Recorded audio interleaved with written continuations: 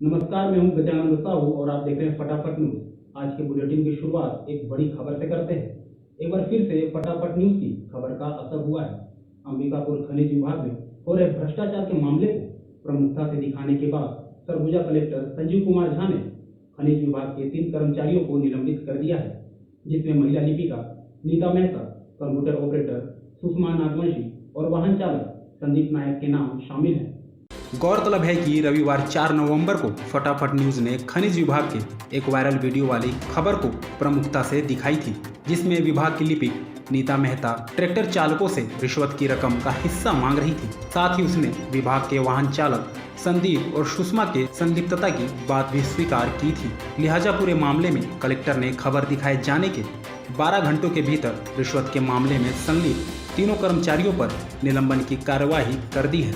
मैं social media पर एक वीडियो वायरल हो रहा था, जिसमें खनिज विभाग के कुछ कर्मचारियों के द्वारा वसूली की बात की जा रही थी और रिश्वत की बात की जा रही थी। तो उस वीडियो को संज्ञान में लेते हुए उसमें जिन लोगों के नाम आ रहे थे और जो लोग वहाँ शामिल थे, उन 3 लोगों को तत्काल प्रभाव से निलंबित कर दिया गया है और उनके विरुद्ध जांच के आदेश दिए गए हैं। जांच की कार्रवाई पूर्ण होने पर उनके खिलाफ आगे कार्रवाई की जाएगी।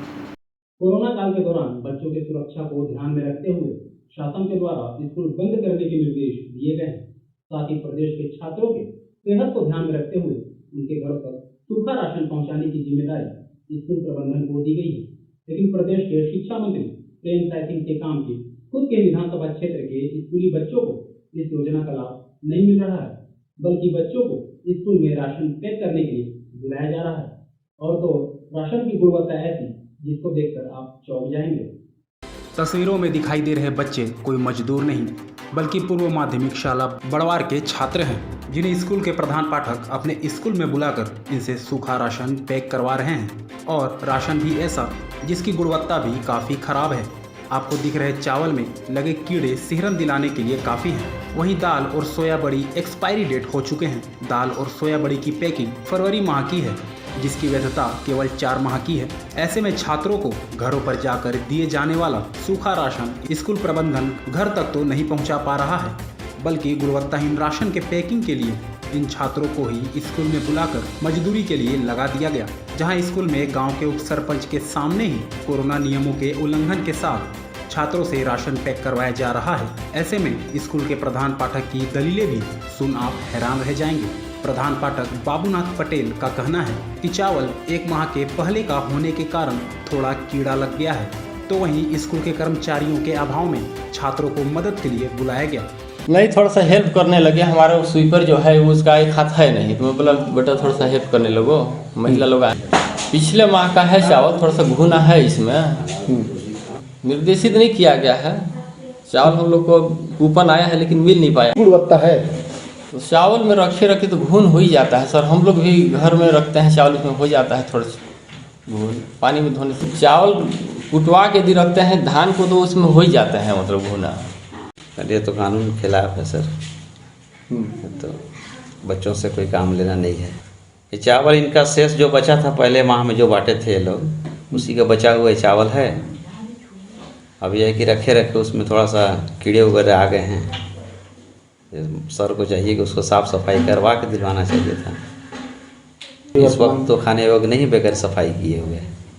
कोरोना काल में प्रदेश सरकार भी खुद स्कूल खोलने का फैसला नहीं ले सका है, जिसके पीछे का मकसद केवल छात्रों की सुरक्षा है। लेकिन शासन के छात्रों की सुरक्षा की मंशा को दरकिनार करने वाले बड़वार स्कूल के मामले में विकासखंड शिक्षा अधिकारी भी हल्के में लेते नजर आए।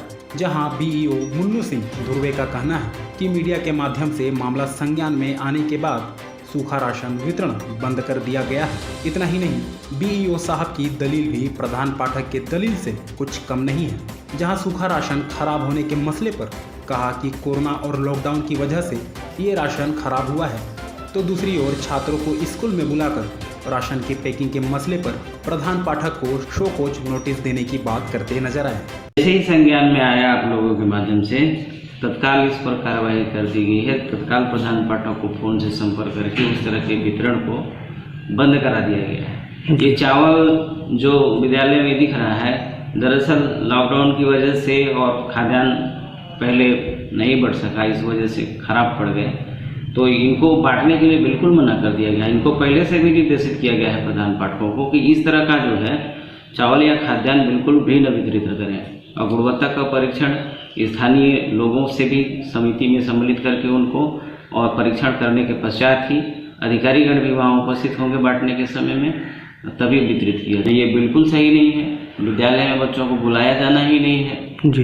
बिल्कुल उनको 100 कॉज नोटिस जारी कर दिया गया है, उनको अभी प्रस्तुत करने के लिए बोला गया है, उनके जवाब का हम इंतजार कर रहे हैं। बहरहाल प्रदेश में स्कूल न खोलने और छात्रों को सुरक्षित रखने के मकसद से कई नवाचार के माध्यम से छात्रों को घरों पर सुरक्षित रखकर शिक्षा दी जा रही है।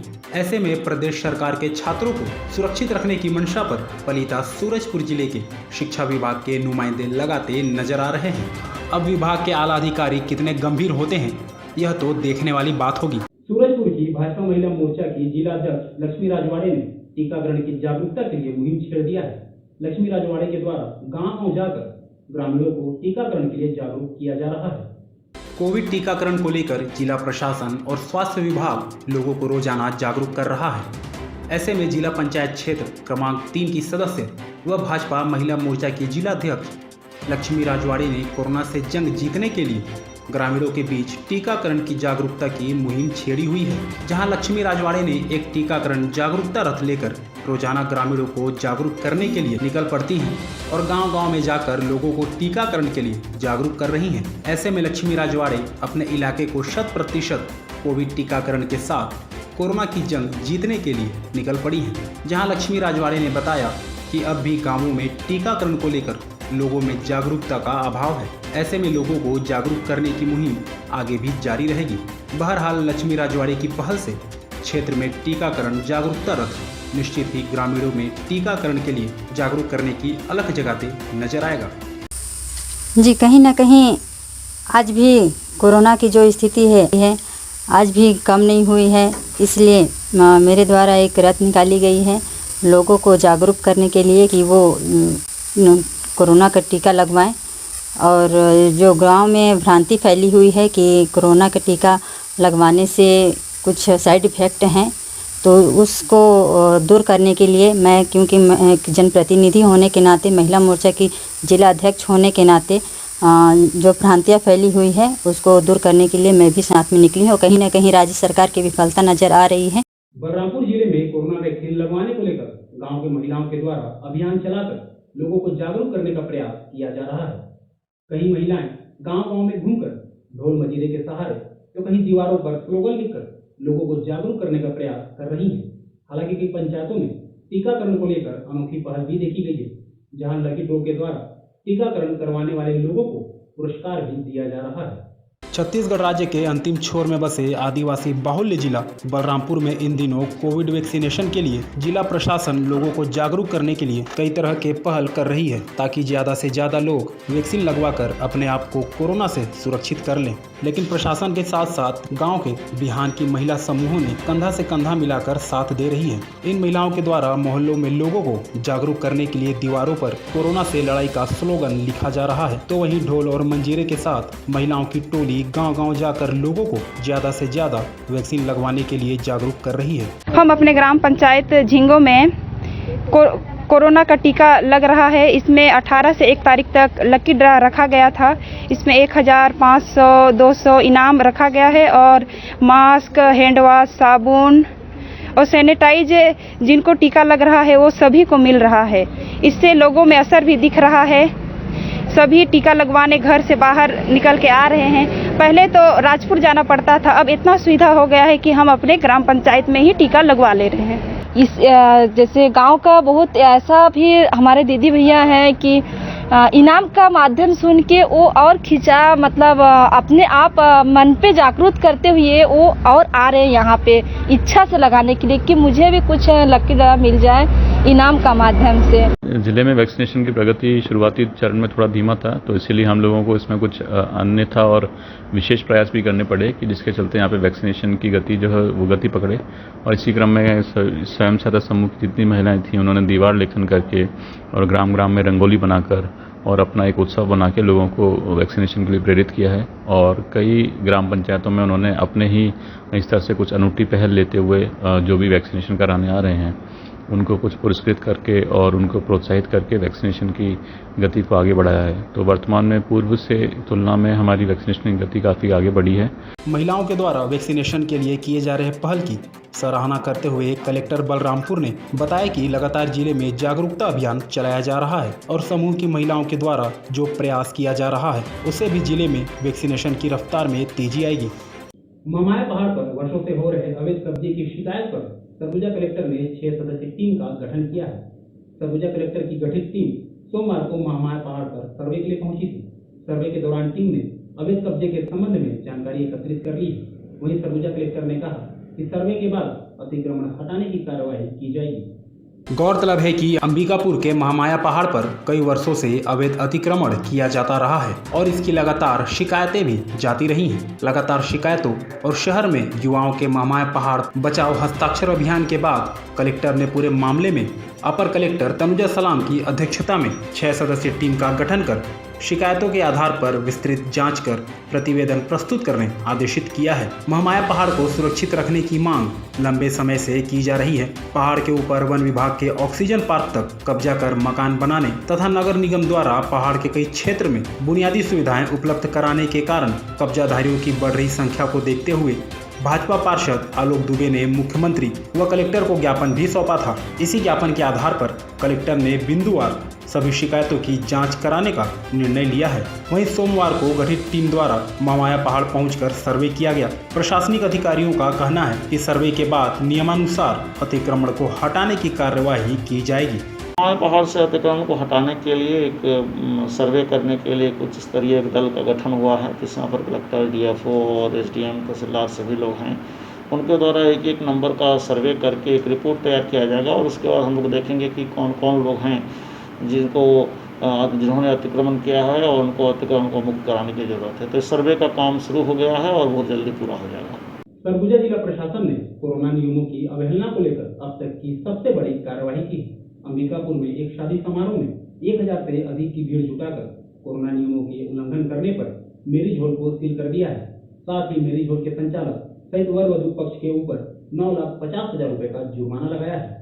अंबिकापुर में स्थित चौरसिया मैरिज गार्डन में 2 जुलाई 2021 शुक्रवार को शादी संपन्न हुई थी, जहां प्रशासन को शिकायत मिली थी कि एक वैवाहिक कार्यक्रम में हजारों की संख्या में लोग एकत्रित हुए थे। जिसके बाद 4 जुलाई को प्रशासनिक अमले ने इसकी जांच की, जिसमें पता चला कि इस वैवाहिक कार्यक्रम में कोरोना प्रोटोकॉल का उल्लंघन करते हुए करीब 1000 लोगों को आमंत्रित किया गया था। एसडीएम ने बताया कि जिले में वैवाहिक कार्यक्रम में शामिल होने वाले व्यक्तियों की अधिकतम संख्या 50 निर्धारित की गई है, जबकि इस वैवाहिक कार्यक्रम में कोरोना गाइडलाइन के नियम के उल्लंघन के कारण चौरसिया मैरिज गार्डन के संचालक वीरेंद्र चौरसिया के विरुद्ध 4,75,000 तथा विवाह कराने वाले वर के पिता पर 2,37,000 और वधू के पिता पर 2,37,000 रुपये अर्थदंड अधिरोपित किया गया है। वहीं इस जुर्माने का भुगतान नगर निगम कार्यालय को जमा करने के निर्देश दिए हैं।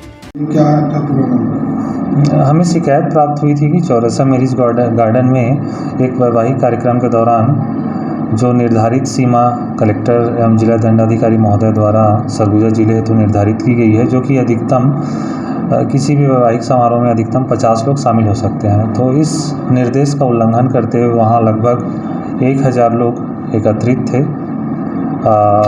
विवाह में उपस्थित लोगों का बयान दर्ज किया गया, उनके कैटरर का भी बयान दर्ज किया गया है। उनके द्वारा बताया गया कि लगभग 1000 लोग एकत्रित थे। तो उल्लंघन इस तरह से स्पष्ट हो जाने पर मैरिज हॉल को सील किया गया है और मैरिज हॉल संचालक और वर वधू पक्ष सभी को जुर्माने के लिए नोटिस जारी किया गया है और एफआईआर दर्ज करने की भी कार्रवाई की गई है। कुल मिला के 9 लाख 9.5 लाख के जुर्माने की कार्रवाई की गई है। सूरजपुर के महानटू कोयला खदान से कोयला लेकर जा रहा ट्रेलर सरगुजा जिले के लखनपुर के पास पलट गया। हालांकि इस घटना में किसी तरह की जान माल की हानि नहीं हुई है।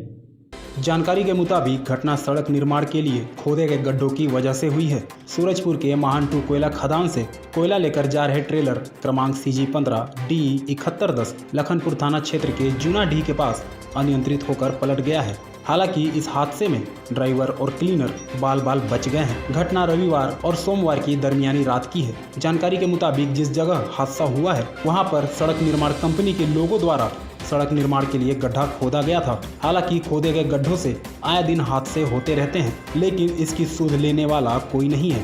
पटेल नाम है, महानपुरी से आ रहा था, रायपुर सिलतरा के लिए जा रहा था ट्रक। लखनपुर में रोड खराब होने के कारण गाड़ी धस के पलटी मारा 2 बजे रात को। अभी जेसीबी आया है, कोयला खाली हुआ है, अभी हाइड्रा आ रहा है, उसके लिए खड़ा है। आज के बुलेटिन में बस इतना ही। सरगुजा संभाग की तमाम खबरों के लिए बने रहिए फटाफट न्यूज के साथ।